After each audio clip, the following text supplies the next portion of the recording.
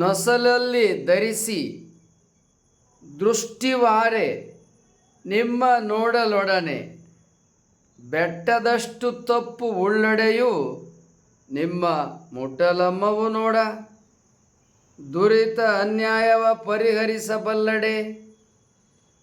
ಓಂ ನಮಃ ಶಿವಾಯ ಶರಣೆಂದಡೆ ಮಂತ್ರ. ನಮಃ ಶಿವಾಯ ಇತಿ ಮಂತ್ರ ಯಃ ಕರೋತಿ ತ್ರಿಪುಂಡ್ರಕಂ ಸಪ್ತ ಜನ್ಮಕೃತಂ ಪಾಪಂ ತತ್ಕ್ಷಣಾತ್ ಏವಂ ನಶ್ಯತಿ ಎಂದುದಾಗಿ ಸಿಂಹದ ಮರಿಯ ಸೀಳ್ನಾಯಿ ತಿಂಬಡೆ ಭಂಗ ಎನ್ನಾರದು ಚನ್ನಮಲ್ಲಿಕಾರ್ಜುನ. ಅಕ್ಕ ಮಹಾದೇವಿಯವರು ಈ ವಚನದೊಳಗೆ ಎರಡು ಸಂಗತಿಗಳನ್ನು ಪ್ರಸ್ತಾಪ ಮಾಡಿದ್ದಾರೆ. ಹಣೆಯ ಮೇಲೆ ಭಸ್ಮಧಾರಣೆಯನ್ನು ಮಾಡಿ ಇಷ್ಟಲಿಂಗದ ದರ್ಶನವನ್ನು ಮಾಡಿದರೆ, ಷಡಕ್ಷರ ಮಹಾಮಂತ್ರ ಜಪವನ್ನು ಜಪಿಸಿದರೆ ನಮ್ಮ 7 ಜನ್ಮದ ಪಾಪಗಳು ಬಿಟ್ಟು ಹೋಗುತ್ತವೆ ಎನ್ನುವ ವಿಚಾರವನ್ನು ಈ ವಚನದಲ್ಲಿ ಪ್ರಸ್ತಾಪ ಮಾಡಿದ್ದಾರೆ. ಅಕ್ಕ ಮಹಾದೇವಿಯವರು ಈ ವಚನದಲ್ಲಿ ಯಾವ ವಿಚಾರಗಳನ್ನು ಪ್ರತಿಪಾದನೆ ಮಾಡ್ತಾ ಇದ್ದಾರೆ?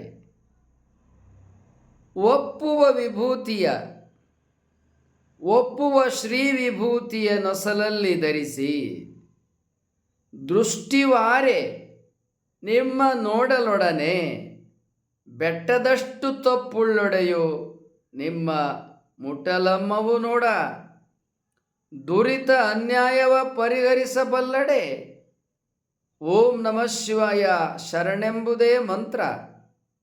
ನಮಃ ಶಿವಾಯ ಇತಿ ಮಂತ್ರಂ ಯಃ ಕರೋತಿ ತ್ರಿಪುಂಡ್ರಕಂ ಸಪ್ತಜನ್ಮಕೃತಂ ಪಾಪಂ ತತ್ಕ್ಷಣಾತ್ ಏವ ನಶ್ಯತಿ ಎಂದುದಾಗಿ ಓಂ ನಮಃ ಶಿವಾಯ ಸಿಂಹದ ಮರಿಯ ಸೀಳ್ನಾಯಿ ತಿಂಬಡೆ ಭಂಗ ಎನ್ನಾರದು ಚನ್ನಮಲ್ಲಿಕಾರ್ಜುನ.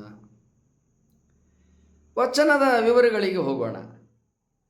ಅಕ್ಕ ಮಹಾದೇವರ ವಚನದಲ್ಲಿ 3 ಸಂಗತಿಗಳನ್ನು ಇಟ್ಟಿದ್ದಾರೆ. ಒಂದು, ಹಣೆಯ ಮೇಲೆ 3 ಎಳೆ ಭಸ್ಮಧಾರಣೆಯನ್ನು ಮಾಡುವುದು. ಇನ್ನೊಂದು, ಇಷ್ಟಲಿಂಗ ದರ್ಶನವನ್ನು ಮಾಡುವುದು. ಮತ್ತೊಂದು, ಷಡಕ್ಷರ ಮಹಾಮಂತ್ರ ಜಪವನ್ನು ಮಾಡುವುದು. ಇದರ ಪರಿಣಾಮವಾಗಿ ನಮಗೆ ಏನು ಫಲಗಳು, ಪ್ರಯೋಜನಗಳು ಸಿಗುತ್ತವೆ? ಅವರು 2 ಸಂಗತಿಗಳನ್ನು ಪ್ರಸ್ತಾಪ ಮಾಡ್ತಾರೆ. ಹಣೆಯ ಮೇಲೆ 3 ಎಳೆ ಭಸ್ಮಧಾರಣೆಯನ್ನು ಮಾಡಿ ಕಣ್ಣು ತುಂಬಿ ಇಷ್ಟಲಿಂಗ ದರ್ಶನವನ್ನು ಮಾಡಿದರೆ ನಾವು ಮಾಡಿದ ಪಾಪ ಬೆಟ್ಟದ ಎತ್ತರದಷ್ಟಿರಲಿ, ಅವು ನಮ್ಮನ್ನು ಮುಟ್ಟೋದಿಲ್ಲ, ನಮ್ಮನ್ನು ತಟ್ಟೋದಿಲ್ಲ. ಮತ್ತು ದುರಿತ ಅನ್ಯಾಯವ ಪರಿಹರಿಸಬಲ್ಲಡೆ. ಪಾಪ ಫಲಗಳು ನಮ್ಮನ್ನು ತಟ್ತವೆ ಅನ್ನೋದಾದರೆ, ಅದನ್ನು ದೂರ ಮಾಡಿಕೊಳ್ಬೇಕು ಅನ್ನೋದಾದರೆ ಓಂ ನಮಃ ಶಿವಾಯ ಶರಣೆಂಬುದೇ ಮಂತ್ರ. ಓಂ ನಮಃ ಶಿವಾಯ ಎನ್ನುವ 6 ಅಕ್ಷರದ ಷಡಕ್ಷರ ಮಂತ್ರವನ್ನು ನಾವು ಜಪಿಸಿದರೆ ನಮಗೆ ದುರಿತದ ಅನ್ಯಾಯದ ಫಲಗಳು ನಮ್ಮನ್ನು ಮುಟ್ಟುವುದಿಲ್ಲ, ನಮ್ಮ ಹತ್ರ ಬರುವುದಿಲ್ಲ. ಅದಕ್ಕೆ ಅವರು ಒಂದು ಶ್ಲೋಕವನ್ನು ಆಧಾರವಾಗಿ ಕೊಡ್ತಾರೆ. ಓಂ ನಮಃ ಶಿವಾಯ ಶರಣೆಂಬುದೇ ಮಂತ್ರ. ನನಗೆ ಗುರಿ, ಆದರ್ಶ ಏನಪ್ಪ, ದಾರಿ ಎಂಬುದಾಗಿ ಹೇಳಿದರೆ ಓಂ ನಮಃ ಶಿವಾಯ ಶರಣು. ಚನ್ನಮಲ್ಲಿಕಾರ್ಜುನ, ನಿನಗೆ ನಾನು ಶರಣು ಬಂದಿದ್ದೇನೆ. ಓಂ ನಮಃ ಶಿವಾಯ 6 ಅಕ್ಷರದ ಈ ಮಂತ್ರವನ್ನು ಜಪಿಸ್ತಾ ಇದ್ದೇನೆ ಎಂಬುದಾಗಿ ಅವರು ಇಷ್ಟಲಿಂಗ ಭಕ್ತಿಯಲ್ಲಿ ನಿಮಗ್ನರಾಗ್ತಾರೆ. ಅದಕ್ಕೆ ಅವರು ಒಂದು ಶ್ಲೋಕವನ್ನು ಆಧಾರವಾಗಿ ಕೊಡ್ತಾರೆ. ನಮಃ ಶಿವಾಯ ಇತಿ ಮಂತ್ರಂ ಯಃ ಕರೋತಿ ತ್ರಿಪುಂಡ್ರಕಂ. ಓಂ ನಮಃ ಶಿವಾಯ ಮಂತ್ರವನ್ನು ಸ್ಮರಣೆ ಮಾಡುತ್ತಾ 3 ಎಳೆ ಭಸ್ಮಧಾರಣೆಯನ್ನು ಹಣೆಯ ಮೇಲೆ ಧಾರಣೆ ಮಾಡಿಕೊಂಡ್ರೆ ಸಪ್ತಜನ್ಮಕೃತಂ ಪಾಪಂ ತತ್ಕ್ಷಣಾತ್ ಏವ ನಶ್ಯತಿ ಎಂದುದಾಗಿ ಇಷ್ಟಲಿಂಗ ದರ್ಶನವನ್ನು ಮಾಡುತ್ತಾ, ಹಣೆ ಮೇಲೆ ತ್ರಿಪುಂಡ ಧಾರಣೆಯನ್ನು ಮಾಡುತ್ತಾ ಓಂ ನಮಃ ಶಿವಾಯ ಎಂಬ ಮಂತ್ರ ಜಪವನ್ನು ನಾವು ಮಾಡಿದ ಕಾಲಕ್ಕೆ 7 ಜನ್ಮಗಳಲ್ಲಿ ನಾವು ಮಾಡಿರುವ ಎಲ್ಲ ಪಾಪಗಳು ನಮ್ಮಿಂದ ದೂರವಾಗುತ್ತವೆ ಎಂಬುದಾಗಿ ಸಿಂಹದ ಮರಿಯ ಸೀಳ್ನಾಯಿತೆಂಬಡೆ ಭಂಗ ಎನ್ನಾರದು ಗುಹೇಶ್ವರ. ಹೀಗಿರುವಾಗ ನೀವು ಈ ಸದಾಚಾರವನ್ನು ಪಾಲನೆ ಮಾಡದೆ ಪಾಪ ಕರ್ಮಗಳಿಗೆ ಹೋಗ್ತೀರಿ ಅನ್ನೋದಾದರೆ ಅದಕ್ಕೆ ಅವರು ದೃಷ್ಟಾಂತವನ್ನು ಕೊಡ್ತಾರೆ. ಸಿಂಹದ ಮರಿಯನ್ನು ಸೀಳ್ನಾಯಿ ತಿಂದಾಕ್ಬಿಡ್ತಂತೆ. ಎಂದಾದರೂ ಇದು ಸಾಧ್ಯವೇ? ಸಿಂಹದ ಮರಿಯನ್ನು ಸೀಳ್ನಾಯಿ ತಿಂತವೆ ಎಂಬುದಾಗಿ ಹೇಳಿದರೆ ಆ ಕಷ್ಟ, ಆ ಭಂಗ ಯಾರ್ದು? ಸಿಂಹವಾಗೇ ಇರಬೇಕು. ಸೀಳಿನಾಯಿ ತಿನ್ನೋಕ್ಕೆ ಅವಕಾಶ ಕೊಡಬಾರ್ದು. ಆ ವೀರ, ಪರಾಕ್ರಮ, ಧೈರ್ಯ ಸಿಂಹದ ಮರಿಗಿರಬೇಕು. ಹಾಗೆ ನಾವು ಶಿವಶರಣರಾಗಿ, ಶಿವಭಕ್ತರಾಗಿ, ಹಣೆಯ ಮೇಲೆ 3 ಎಳೆ ಭಸ್ಮಧಾರಣೆಯನ್ನು ಮಾಡುವ ಭಾಗ್ಯವನ್ನು ಉಳ್ಳವರಾಗಿ, ಗುರುವಿನಿಂದ ದೀಕ್ಷಿತರಾಗಿ ಇಷ್ಟಲಿಂಗ ದೀಕ್ಷೆಯನ್ನು ಪಡೆದುಕೊಂಡವರಾಗಿ, ಓಂ ನಮಃ ಶಿವಾಯ ಎನ್ನುವ ಷಡಕ್ಷರ ಮಂತ್ರ ಜಪವನ್ನು ಮಾಡುವ ಸಾಧನಾಪಥ ನಮಗೆ ಗೊತ್ತಿರುವಾಗ ನೀವು 7 ಜನ್ಮಗಳ ಪಾಪ, ದುರಿತ, ಬೆಟ್ಟದಷ್ಟು ಪಾಪ ಇವುಗಳು ನಮ್ಮನ್ನು ಹಿಡಿದುಬಿಟ್ವು, ನನ್ನ ಕಷ್ಟಕ್ಕೆ, ನನ್ನ ಈ ಹೀನ ದೆಸೆಗೆ ನಾನು ಹಿಂದೆ ಮಾಡಿರುವ ಕೆಟ್ಟ ಕರ್ಮಗಳು, ಪಾಪಗಳೇ ಕಾರಣ ಎಂಬುದಾಗಿ ಕೊರಗುವುದಾದರೆ ಏನು ಹೇಳಬೇಕು? ಮಂತ್ರ ಜಪ ಮಾಡೋ, ಇಷ್ಟಲಿಂಗ ಪೂಜೆ ಮಾಡೋ, ಹಣೆ ಮೇಲೆ ಭಸ್ಮಧಾರಣೆ ಮಾಡೋ, ನಿನ್ನ ಅಂತರಂಗದಲ್ಲಿ ಅರಿವು ಜ್ಞಾನವನ್ನು ಉದ್ದೀಪನ ಮಾಡ್ಕೋ, ಜ್ಞಾನ ಮಾರ್ಗದಲ್ಲಿ ನಡೆ. ಜ್ಞಾನ ಮಾರ್ಗದಲ್ಲಿ ನೀನು ನಡೆಯುವುದಾದರೆ, ನಿನ್ನ ವ್ಯಕ್ತಿತ್ವವನ್ನು ವಿಸ್ತಾರ ಮಾಡಿಕೊಳ್ಳುವುದಾದರೆ, ನಿನ್ನ ಅರಿವು ವಿಸ್ತಾರವಾಗುವುದಾದರೆ ನೀನು ಎಲ್ಲ ಪಾಪಗಳಿಂದ, ಎಲ್ಲ ದುಃಖಗಳಿಂದ ಪಾರಾಗುವೆ. ನಾವು ನಮ್ಮ ಬದುಕಿನಲ್ಲಿ ಬಂದಂತಹ ಕಷ್ಟಗಳನ್ನು, ನೋವುಗಳನ್ನು, ದುಃಖಗಳನ್ನು ಪರಿಹರಿಸಿಕೊಳ್ಳಬೇಕಾದರೆ ವಚನದ ಒಟ್ಟಾರೆ ತಾತ್ಪರ್ಯ ಏನಪ್ಪ ಎಂಬುದಾಗಿ ಹೇಳಿದರೆ, ನಮ್ಮ ಅಂತರಂಗದಲ್ಲಿ ಅರಿವನ್ನು ಉನ್ಮೀಲನ ಮಾಡಿಕೊಳ್ಳಬೇಕು. ನಾವು ಅಜ್ಞಾನದಿಂದ ಹೊರಗೆ ಬರಬೇಕು. ನಾನು ಅವಾಗ ಏನೋ ಮಾಡಿದೆ, ಇವಾಗ ಏನೋ ಮಾಡಿದೆ, ಅದರ ಪರಿಣಾಮ ಈಗ ನಾನು ಅನುಭವಿಸ್ತಾ ಇದ್ದೀನಿ ಅಂತ ಕೊರಗಿಕೊಂಡು ಕೂರದೆ ಜ್ಞಾನವನ್ನು ಪಡೆದುಕೊಂಡು ಜ್ಞಾನ ಮಾರ್ಗದಲ್ಲಿ ದಾರಿ ಹಿಡಿದು ಮುಂದೆ ಸಾಗಬೇಕು. ನಿನ್ನ ಬದುಕಿನ ಮುಂದಿನ ದಾರಿ ಏನು ಗೊತ್ತು ಊರುಗಳನ್ನು ತಿಳಿದುಕೊಂಡು ಆ ದಾರಿ ಹಿಡಿದು ಸಾಧನೆಯನ್ನು ಮಾಡಲು ಮುಂದುವರಿಯಬೇಕು. ಸಾಧನಾ ಪಥದಲ್ಲಿ ನೀವು ಮುಂದುವರಿಯುವುದೇ ಆದರೆ ಎಲ್ಲ ದುಃಖಗಳಿಂದ ಪಾರಾಗಿ ನಿನ್ನ ಜೀವನದಲ್ಲಿ ಯಶಸ್ಸು, ಪ್ರಗತಿ, ಶ್ರೇಯಸ್ಸು ಬರುತ್ತದೆ ಎನ್ನುವ ಸಾಧನೆಯನ್ನು ಅಕ್ಕ ಮಹಾದೇವಿಯವರು ಈ ವಚನದಲ್ಲಿ ವಿವರಿಸಿದ್ದಾರೆ. ಅಕ್ಕ ಮಹಾದೇವಿಯವರ ಈ ವಚನದ ಮಹತ್ವ ಎಷ್ಟು ಎನ್ನುವುದಕ್ಕೆ ಈ ವಚನದ ಜೊತೆಯಲ್ಲಿ ಇನ್ನೊಂದು ಉದಾಹರಣೆಯನ್ನು ಕೊಡ್ತೇನೆ. ಅಕ್ಕ ಮಹಾದೇವಿಯವರ ವಚನ ಬಸವಣ್ಣನವರ ಅನೇಕ ವಚನಗಳ ಮೇಲೆ ಪ್ರಭಾವ ಬೀರುವುದನ್ನು ನಾವು ಅನೇಕ ಉದಾಹರಣೆಗಳನ್ನು ವಚನ ಸಹಿತ ಸಾಕ್ಷಿ ಸಮೇತ ಕೊಟ್ಟಿದ್ದೇವೆ. ಈಗಲೂ ಅಕ್ಕ ಮಹಾದೇವಿಯವರ ವಚನದ ಪ್ರಭಾವದ ಇನ್ನೊಂದು ಉದಾಹರಣೆಯನ್ನು ಬಸವಣ್ಣನವರ ವಚನಗಳ ಮೇಲೆ ಆಗಿರುವುದನ್ನು ಆ ದಾಖಲೆಯನ್ನು ನಿಮ್ಮ ಮುಂದೆ ಇಡುತ್ತೇವೆ. ಕಟ್ಟಿದಿರಿನಲ್ಲಿ ಶಿವಭಕ್ತನ ಕಂಡು ದೃಷ್ಟಿವಾರೆ ಶರಣೆಂದಡೆ, ಹುಟ್ಟೇಳು ಜನ್ಮದ ಪಾಪ ಬಿಟ್ಟು ಹೋಗುದು ನೋಡ. ಮುಟ್ಟಿ ಚರಣಕ್ಕೆ ಎರಗಿದಡೆ ತನು ಒಪ್ಪಿದಂತೆ ಅಹುದು, ಪರುಷ ಮುಟ್ಟಿದಂತೆ ಕರ್ತೃ ಕೂಡಲ ಸಂಗನ ಶರಣರ ಸಂಘವು ಮತ್ತೆ ಭವ ಮಾಲೆಗೆ ಹೊದ್ದಲಿಯದು ನೋಡ. ಏನು ಹೇಳ್ತಾ ಇದ್ದಾರೆ ಬಸವಣ್ಣನವರು ಈ ವಚನದೊಳಗೆ? ಮೊದಲು ವಚನದ ಅರ್ಥವನ್ನು ಹೇಳ್ತೇನೆ. ಕಟ್ಟಿದಿರಿನಲ್ಲಿ ಶಿವಭಕ್ತನ ಕಂಡು ದೃಷ್ಟಿವಾರೆ ಶರಣೆಂದರೆ, ಹುಟ್ಟೇಳು ಜನ್ಮದ ಪಾಪ ಬಿಟ್ಟು ಹೋಗುದು ನೋಡ. ಶಿವಭಕ್ತರನ್ನು ಕಂಡಂಥ ಕಾಲಕ್ಕೆ ಕೂಡಲೇ ಶರಣು ಎಂಬುದಾಗಿ ಕಣ್ಣು ತುಂಬಿ ಅವರನ್ನು ನೋಡಿ ಶರಣು ಎಂಬುದಾಗಿ ಹೇಳಿದರೆ ಇನ್ನು 7 ಜನ್ಮದ ಪಾಪ ನಿನ್ನಿಂದ ದೂರವಾಗುತ್ತವೆ. ಅಷ್ಟೇ ಅಲ್ಲ, ಮುಟ್ಟಿ ಚರಣಕ್ಕೆ ಎರಗಿದಡೆ ತನು ಒಪ್ಪಿದಂತೆ ಅಹುದು ಪರುಷ ಮುಟ್ಟಿದಂತೆ. ಮತ್ತು ಆ ಶಿವಭಕ್ತರ ಪಾದಗಳಿಗೆ ನಮಸ್ಕರಿಸಿದರೆ, ಅವರ ಪಾದಗಳಿಗೆ ನಮಸ್ಕಾರ ಮಾಡಿದರೆ ತನು ಒಪ್ಪಿದಂತೆ ಅಹುದು ಪರುಷ ಮುಟ್ಟಿದಂತೆ. ಅವರ ಪಾದಗಳಿಗೆ ನಮಸ್ಕಾರವನ್ನು ಮಾಡಿದರೆ ನಿನ್ನ ತನು ಪರುಷ ಕಬ್ಬುಣವನ್ನು ಮುಟ್ಟಿ ಹೇಗೆ ಚಿನ್ನವಾಗ್ತದೋ ಹಾಗೆ ನಿನ್ನ ವ್ಯಕ್ತಿತ್ವ ಪಾಪದಿಂದ ಮುಕ್ತವಾಗುತ್ತದೆ. ಈ ಎರಡು ವಾಕ್ಯದಲ್ಲಿ ಎರಡು ವಿಚಾರ ಇದೆ. ಕಟ್ಟಿದಿರಿನಲ್ಲಿ ಶಿವಭಕ್ತನ ಕಂಡು ದೃಷ್ಟಿವಾರೆ ಶರಣೆಂದಡೆ. ಶಿವಭಕ್ತರು ಎದುರಾದಂಥ ಸಂದರ್ಭದಲ್ಲಿ ಅವರನ್ನು ಕಣ್ಣು ತುಂಬಿ ನೋಡಿ ಶರಣು ಎಂಬುದಾಗಿ ಹೇಳಿದರೆ, ನಂತರ ಮುಟ್ಟಿ ಅವರ ಪಾದಗಳಿಗೆ ನಮಸ್ಕರಿಸಿದರೆ 7 ಜನ್ಮದ ಪಾಪ ನಿನ್ನನ್ನು ಬಿಟ್ಟು ಹೋಗುತ್ತವೆ. ಅದಕ್ಕೆ ಒಂದು ಉದಾಹರಣೆ ಕೊಡ್ತಾರೆ.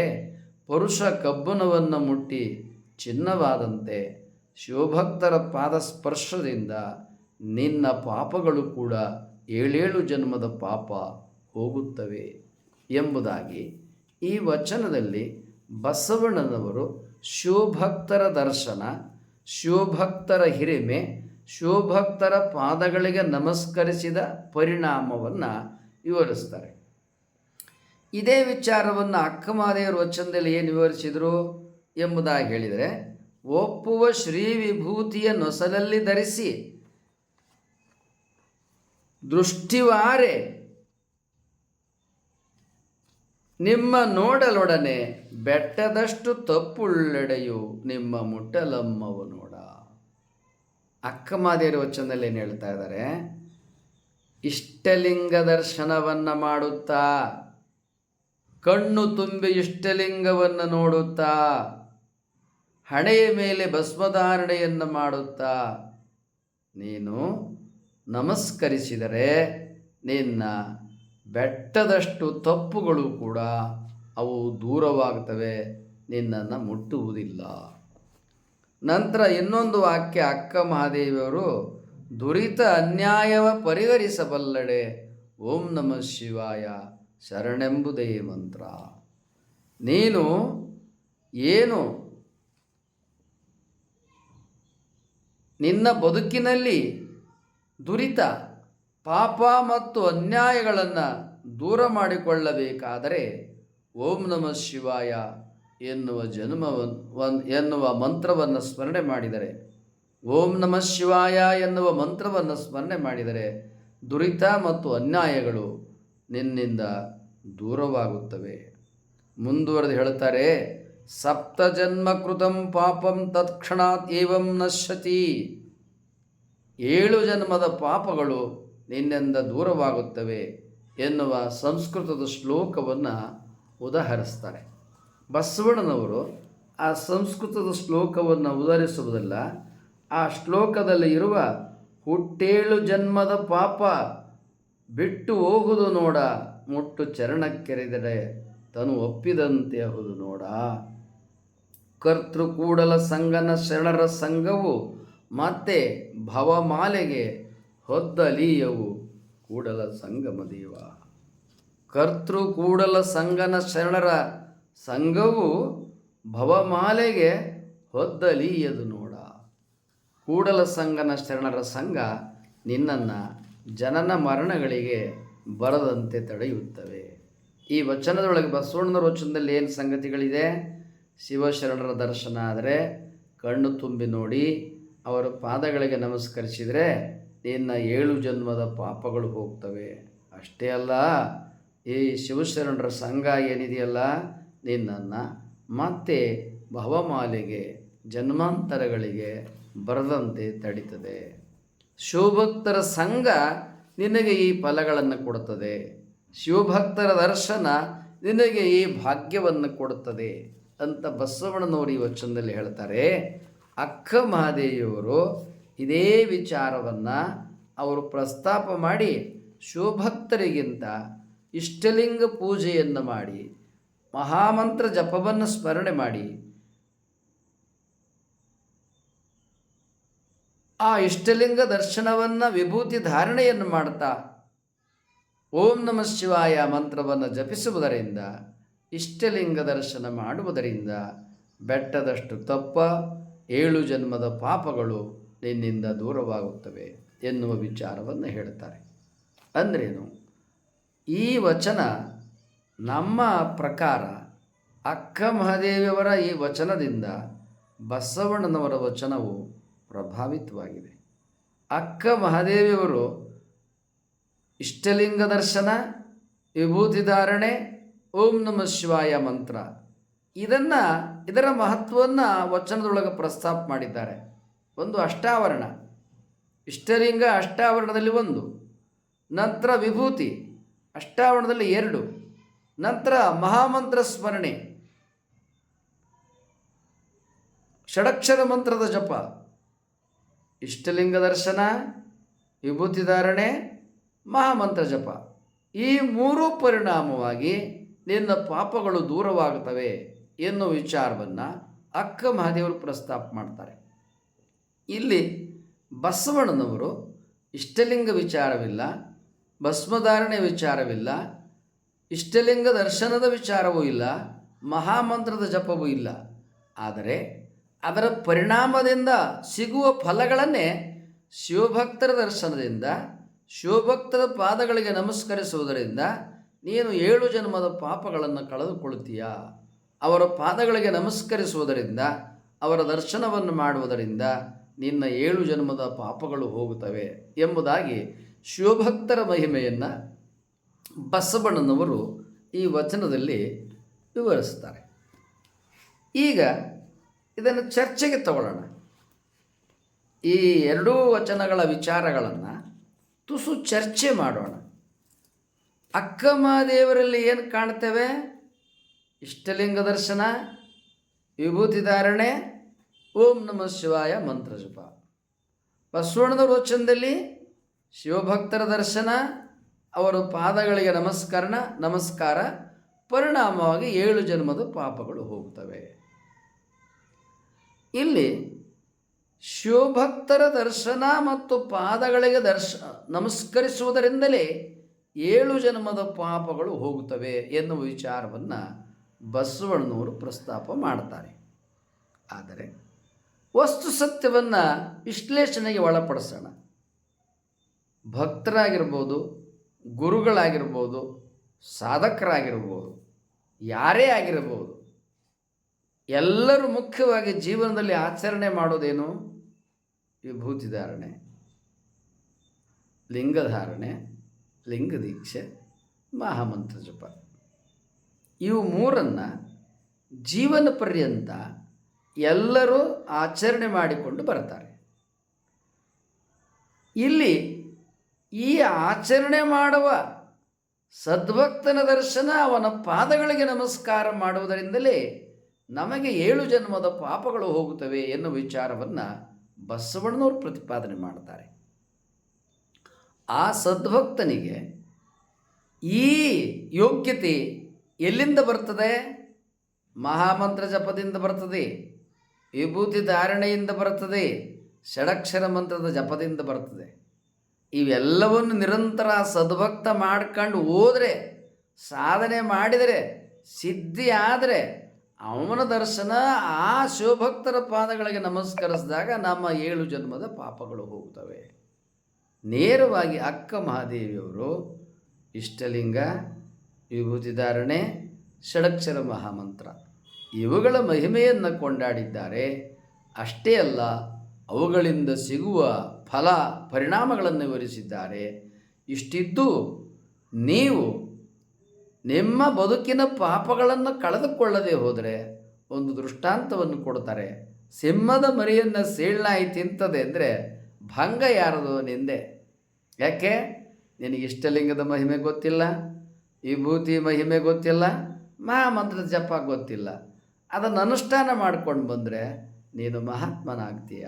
ಹೀಗೆ ಅಕ್ಕ ಮಹಾದೇವರ ವಚನದೊಳಗೆ ಸಾಧನೆಗೆ ಮತ್ತು ಸಾಧನೆಯ ಪರಿಣಾಮಕ್ಕೆ ನೇರವಾಗಿ ಇಷ್ಟಲಿಂಗ ದರ್ಶನ, ವಿಭೂತಿ ಧಾರಣೆ, ಮಹಾಮಂತ್ರ ಜಪ ಇವುಗಳಿಗೆ ಮಹತ್ವವನ್ನು ಕೊಟ್ಟು ಪ್ರಸ್ತಾಪ ಮಾಡಲಾಗಿದೆ.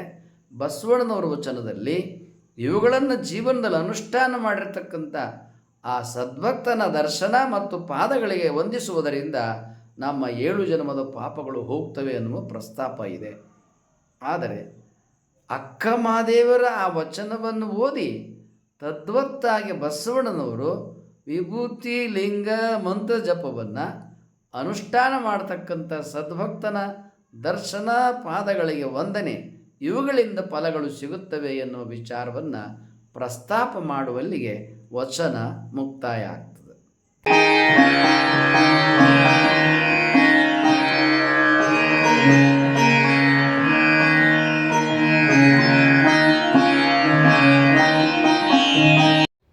ನೀವು ನಮಗೆ ಮೌಲಿಕವಾದ ಸಬ್ಸ್ಕ್ರೈಬರ್, ವ್ಯಾಲ್ಯುಬಲ್ ಸಬ್ಸ್ಕ್ರೈಬರ್, ನೀವು ಆಗಲೇ ಸಬ್ಸ್ಕ್ರೈಬ್ ಮಾಡಿರ್ಬೋದು. ಮಾಡಿಲ್ಲದೆ ಹೋದರೆ ಸಬ್ಸ್ಕ್ರೈಬ್ ಮಾಡಿ, ಲೈಕ್ ಮಾಡಿ, ಅಲ್ಲಿ ಬೆಲ್ ಬಟನ್ ಬರುತ್ತೆ, ಬೆಲ್ ಬಟನನ್ನು ಒತ್ತಿ. ನಿಮ್ಮ ವಾಟ್ಸಪ್ಪಲ್ಲಿ ಅನೇಕರ ನಂಬರ್ಗಳಿರುತ್ತೆ, ಕನಿಷ್ಠ 10 ಜನಕ್ಕೆ ಈ ವಿಡಿಯೋಗಳನ್ನು ನೀವು ಕಳುಹಿಸಿ.